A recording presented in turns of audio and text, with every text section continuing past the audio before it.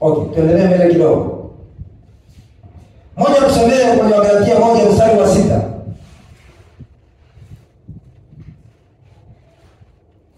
Wagalatia 1:6.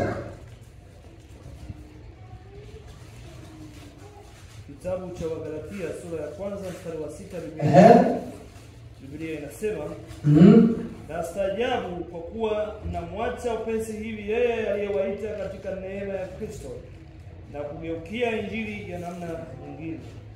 Wagalatia kuna wakati walitembea wakaiacha injili ya Kristo, wakageukia injili za namna nyingine.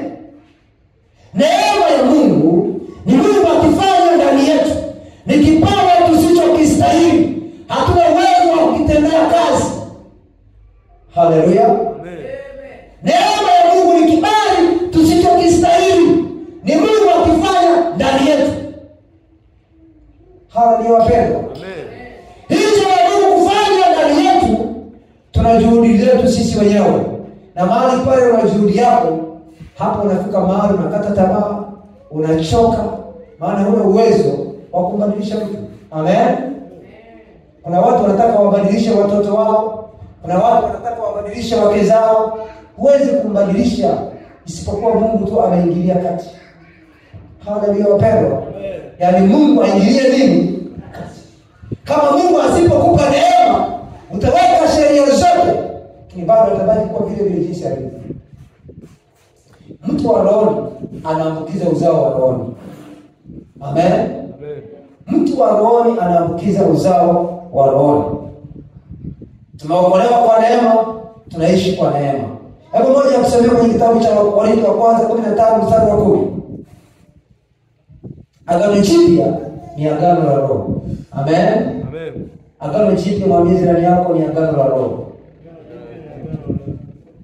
Kile usichokiweza kwa nguvu zako na akili zako, Mungu akiingilia kati. Nataka nikwambie manunguniko hamna, maana na wiku hamna. Unatiwa nguvu kwa neema ya Mungu. Wakorintho wa kwanza 15:10. Paulo anaandika anasema, nimekuwa hivi nilivyo kwa neema ya Mungu. Kwa neema ya Mungu. Moja atusomea ndiko hiyo vizuri. Kitabu cha Wakorintho wa kwanza 15:10 Biblia inasema, lakini kwa neema ya Mungu nimekuwa hivi nilivyo.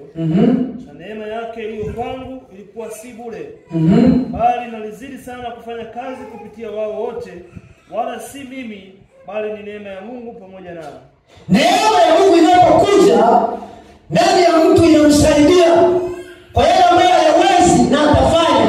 Ndio maana Paulo anashuhudia anasema kwamba nimekuwa hivi nilivyo kwa sababu ya neema ya Mungu, na neema yake haikuwa kule kwangu. Nimefanya mambo ambayo walionitangulia hawakuweza kuyafanya. Nimeishi maisha ambayo walionitangulia hawakuweza kuyaishi. Nilipoenda kwa Wayahudi nilikuwa kama Myahudi.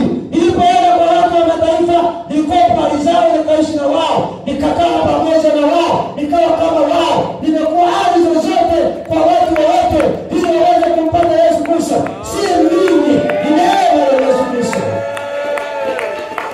Petro alipojaribu kwenda kwa watu wa mataifa akawa mnafiki. Amen. Lakini Paulo moyoni mwake Mungu alikuwa amemtengeneza akaishi maisha. Unaweza ukaishi maisha wapendwa, yale ambayo watu wengine wanashindwa. Kitu ambacho nimejifunza tulipoenda Mauritius wapendwa, ni neema ya Mungu iliyovunja viburi vya wale wazungu. Unajua mzungu bila msalaba, yaani wewe Mwafrika ni takataka kwake. Tuko pamoja wapendwa? Amina.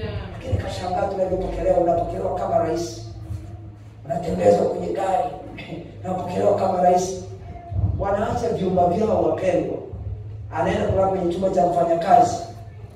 Mwafrika mwenye ngozi nyeusi. Bila msalaba wa Yesu.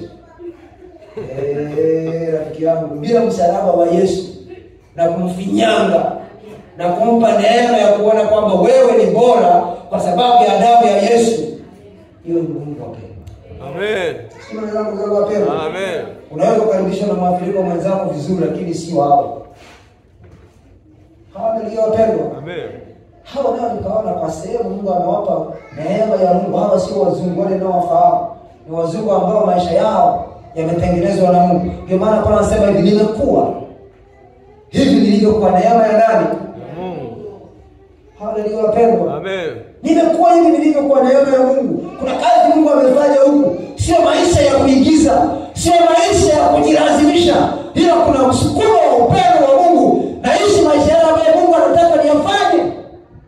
Haleluya wapendwa. Amen. Wakolosai 1 mstari wa 29.